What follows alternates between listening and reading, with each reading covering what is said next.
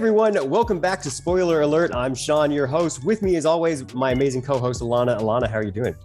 Hi Sean, thank you so much. I'm excited. We have some really cool things in store for this update. So yeah. We do, yeah. It's a big update with an awesome partnership that we've got coming in. But before we get to that, I want to talk a little bit about what's coming to the game aside from that. So before we bring our special guest on, so this update, we're actually bringing in the 1963 Jaguar E-Type Lightweight. Which is a beautiful car, an amazing looking, sleek machine. And it comes with an exclusive wrap, which we'll get to in a few minutes. And aside from that, this is also really exciting. So we're actually debuting our first ever Land Rover Range Rover Sport SVR. So that's coming to the game. It's like the biggest car. In fact, when we were looking at it, it's so big, it didn't fit on some of the screenshots we were taking for things. So I can't wait for players to get their hands on this monster. So that is going to be in an all new Proving Ground event. And basically, it's kind of a zero to hero thing. So you'll start earning the car. You'll put together an exclusive kit designed by our team here at Need for Speed No Limits. Yeah, as you said, really exciting. We've never had that before, and we did joke a lot about it in our meetings. They're like, oh gosh, we can't even see this whole car, it's that big. But yeah, really excited to see how players use that car. But we have so many more surprises coming to this update. But before we get into it, I wanted to introduce our special guest. So today joining us is George Rose. She's an Australian street artist, and she has designed 11. Now, this is a big record here in Need for Speed No Limits. 11 car wraps for this update, which is just insane. She's also designed some art that's going to be on the tracks in-game. And has even given our garage a bit of an upgrade with some fresh artwork that will be living in there as well. So I'm so excited to introduce George Rose. Thank you so much for joining us today. Hey everyone, thanks so much for having me here. It's really fun and I'm super excited about the whole thing as well. Awesome. Like George, so I think like a lot of our players kind of know, like I've mentioned before, like I'm a big fan of street art. So having you here, having you as a partner has been something that I've been working toward for a long time. It's really awesome. So super excited to have your artwork in the game as wraps and everything. So, I kind of want to just ask, everything from like paint jobs, on cars, streetwear, music. There's all this stuff that pulls inspiration from street art and graffiti. So have you worked, have you done much commercial work outside of this collaboration? So I probably sit in the sphere of what you would technically classify as sort of like commercial artists, because all of my work is commission based, which means that I have a client who approaches me who usually has a wall, who sort of says, hey, I've got this wall, would you like to paint it? And I go, yes, please.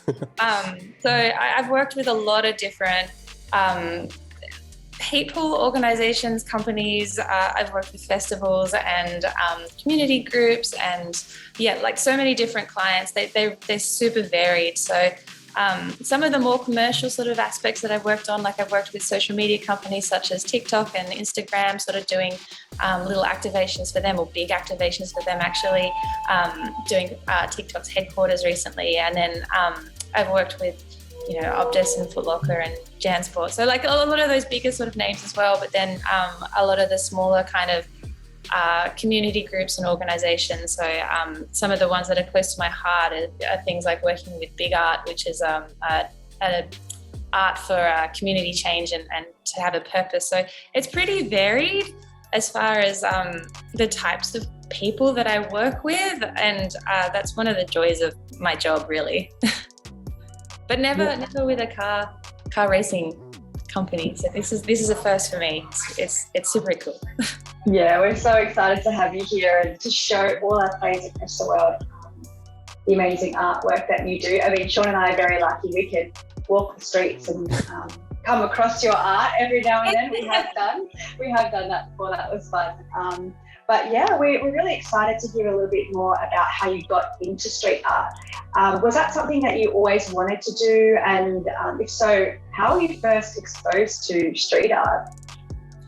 I think it's kind of, I think it was something that I always was really drawn to. So I grew up in a small country town in New South Wales, and then we moved to a place near Canberra Canberra's not really known for its street art or graffiti culture. Like it kind of has drains and it does have a little bit of graffiti and that sort of stuff, but not really big on its street art. But I definitely, at late sort of like high school and early university years, was really interested in street art, really into muralism.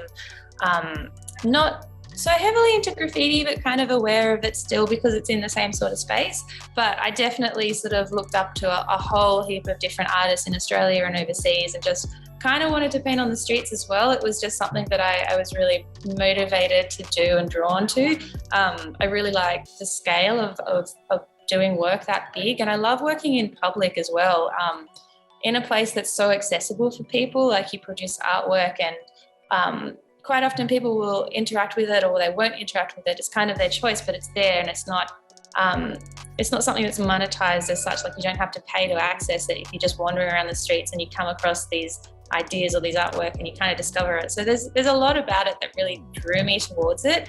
As far as making it a viable career, I never thought that was possible. It's something that you kind of grow up thinking that you've got to have a career that's going to be, pay you money and whatever else. So I didn't really know what that looked like or how to kind of make that happen. But I do feel really blessed and happy that it's what I can do. Sort of, it's because it's still something that I'm so passionate about and that I still like. It's my favorite thing in the world, just painting big walls. That's pretty much what I love. Like, I live to do.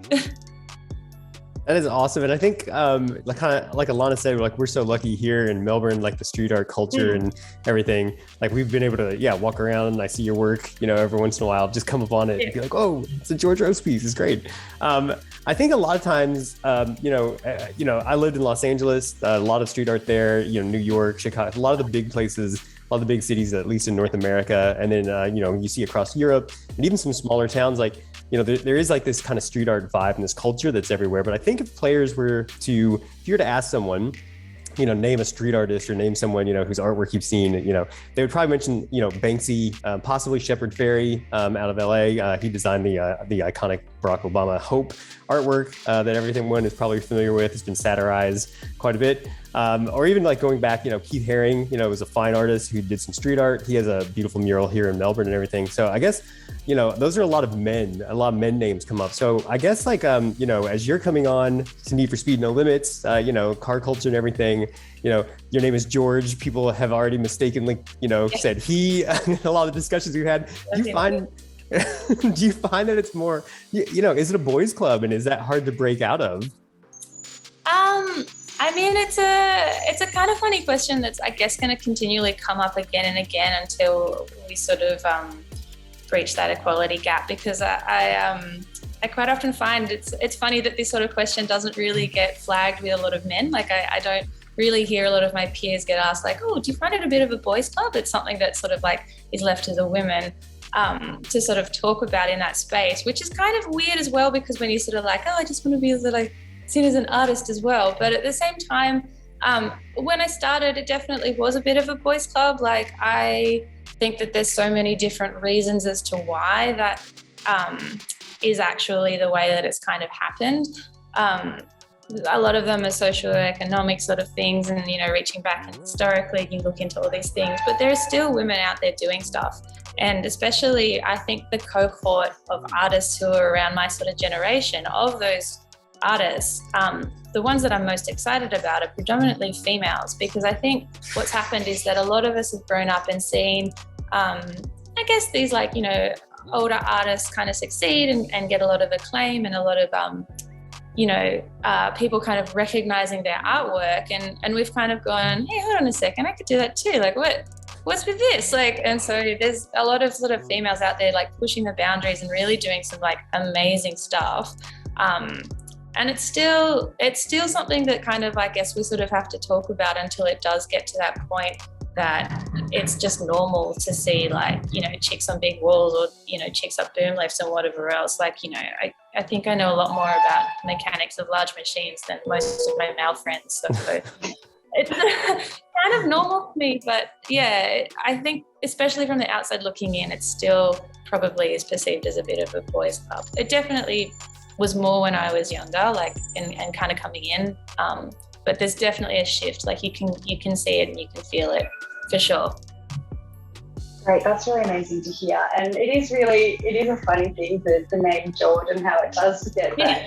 Everyone I remember we had meetings like, oh yeah, like that always mention you as a male, which is quite funny. We're like, no, female street artists, like this is something really cool that we want to do.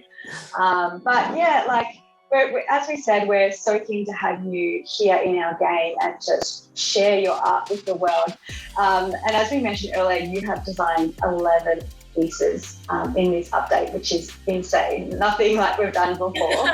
And our players can get your pieces of art in the store and through events as well, which is really great. But I wanted to ask, how did you go about designing a lot of these wraps and the street art designs in the game? And did you have like an idea going into it what you wanted or how you wanted to design, or did you sort of freestyle it and just said, oh yeah, let's see how this works out? Actually, I mean, one of the things that I really loved about working with Need for Speed No Limits is that the brief was so open. Like I was sort of given a lot of freedom with what I could do and could not do, which is both at the same time really exciting and honestly terrifying, because it's one of those things that I kind of was like, oh, I could do anything. What am I going to do for this? And so it really allowed me to explore a lot of different ideas in my practice that I already do. Like there's a few wraps that are like purely abstract kind of shapes. There's a lot of like pattern and texture in there. I do a lot of mark making, which you can kind of see behind here, and like blowing those up and kind of exploration of really gestural kind of marks and that sort of stuff, because I always think of when you're painting so big, it's almost like dancing, because it really requires so much of your body to move around in the space. And so that's something that I really like to carry across with my artwork. But then at the same time, I was able to do things like explore endemic flora or native flora, which is another thing that I'm super passionate about, is sort of, I guess, the environment, and then exploring different flora and different colors and the way that I compare them. So because the brief was not very prescriptive, I just kind of went crazy, and I could have kept on going, but was like, I should probably stop at some stage, because that's gonna be a lot to kind of like, hey guys, have like all these wraps and put them on all the cars, it'll be fun. But yeah, if that kind of helps you give you an idea of it anyway. It is funny that you say that, because I know when we were working with you and like the art team and everyone here at Need for Speed, it was, we were just kind of like, hey, just go crazy. And, if we can get 3 or 4 wraps, that'd be great. Yeah, you were like, just a couple. And I was like, yeah. And then, we got so many. In fact, we were kind of like, oh, do we split these up? Do we just put some of them on car? And I mean, they all worked on the cars. So we were like, let's do them all. Why not? So incredible.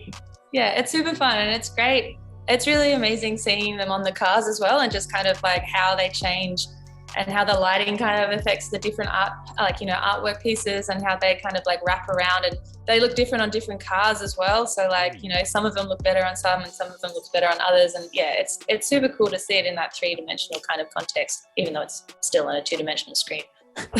Yeah, no, absolutely. And I think the beauty of it is that, like you said, like they look different on each car. So, as players kind of get these, they're able to kind of self-express themselves through your art, which is another incredibly interesting aspect of it. Yeah, I'd love to get some feedback on what people like and sort of what they think or what they'd want to do for their cars. So. Oh yeah, well our players, like they love to share, and as Alana will tell you, like we're always getting, it's like so many people will tag us on our Instagram and our Twitter, So Need for Speed is 25 plus years old. It's one of the oldest gaming franchises in the world, which is really exciting. And then, of all that time, you're the first artist outside of EA to design this many wraps for a Need for Speed franchise. Definitely the first person to design this many wraps for Need for Speed No Limits. And then you're also a character in the game. So that's like also super exciting. You're the first ever artist to be, a character in the game. You'll be helping the players along on their journey and everything. So, are you excited to be part of this, this long history of Need for Speed? And then, have you ever wanted to be a video game character before? I'm so excited about this. I'm super, super excited about it. I don't think I ever thought, it's funny, it's one of those things that like I'd never thought about being a video game character before. It's not something that you sort of like sit around thinking like, you know what? I mean, it's not something that I sit around thinking like, you know what? I really feel like I want to be a video game character. But now that I am, I feel like it's definitely like must be like a huge bucket list, like life goal that's been achieved. I don't know anyone who's a video game character, so I really can't articulate how excited I am about this. And I also, so my brother was a real car head, so growing up, and I just wanted to be exactly like him. So I would look up to him so much. And he used to play all of the like car racing games, and when he'd get a new game and I'd try it out, and I'd be like, yeah, whatever, like, you know, very, very bad at video games, but he always really loved it. So even just having like being a part of Need for Speed, it was something that's sort of like still part of my history. Sort of, my brother's no longer with us, but like it's something that like I think he would have thought that it was really wild and really funny that like, you know, a part of this video game is a character and it's a car racing game, and like, yeah, so it's cool that those sorts of things kind of have come together in a way. Yeah, what a great bucket list to tick off. Yeah. I mean, it's forever. You could, you know, in the future, you could tell the kids, the grandkids, yeah, I was in a video game once. Like, Video game character, yeah, for real. Yeah. Well, as you said, we are, you know, we're a car game, and you are a bit of a car head, or you know stuff about cars. So, if you could have any car in the world, what car would you choose? I've been thinking about this, and I reckon my answer would change on any given day, but I thought I'd put together a short list because I super love vintage cars. Like I like sort of the older cars, but I also like tiny, stupid cars. So I don't know if you've ever heard of a Lada Niva. It's like a Russian SUV that's so tiny. It's just like this little boxy thing from like, I don't even know when it is. It must be from like the 80s or 90s or something, but it's like super cool. Like I love it heaps. And like the Suzuki Brumby, which is like a tiny ute, or even the Subaru Mighty Boy, which is an even tinier ute. So it's like those like weird utility cars that are also just so small. But in saying that, like I also love things like the Alfa Romeo, like anything from like the Giulietta from like the, I don't know, the 54 to 60 models, which means that like the Jag E-Type, like that one that you've got in game, is like, yeah, that's my like my car. So I don't know, they're pretty varied, like, but generally a lot of those older, more boxy models from like the 70s and 80s I really vibe with. Oh man, how cool would it be to just do a collection of tiny, you know, tiny cars? Well, initially I think when I thought about doing it, I was like, can I suggest like some stupid cars to put in game? But I think that someone told me that the cars in game act like they do in real life. So none of my cars would be very fast. Like all of them would just be the worst cars to drive around in. And so I was like, no, I'm going to let them do their thing and just choose the cars. Yeah, we'd have to create like a whole other like game mode where it's just like, you know, yes, the worst, you know, ramp you can do. You can crash. Yeah. Just have the like weirdest obstacle course with the tiniest cars going around in them, like the opposite to the monster trucks. Exactly. I'd play that. That sounds awesome. Yeah. Well, George, thank you so much for joining us. We are so excited to have you, you know, in game, you know, have your artwork is all over the place. You know, we're so excited. I can't wait for players to get their hands on your wrap. Like you said, the kind of the hero car of the update is the Jaguar E-Type, and that has one of your wraps on it. So players have probably seen that on our icon and everything on our storefront. So super exciting. I just want to thank you again for being part of this. And, you know, you're welcome back anytime. Yeah, I'll come back for sure. No, thank you so much for having me, and thanks for the chat as well. Yeah, no, it's super exciting. So players, jump in the game, check out all the amazing artwork, you know, post pictures of your cars with the art on our social media so we can get that back to George. He will be watching. Yeah, enjoy the game, and we will see you at the starting line.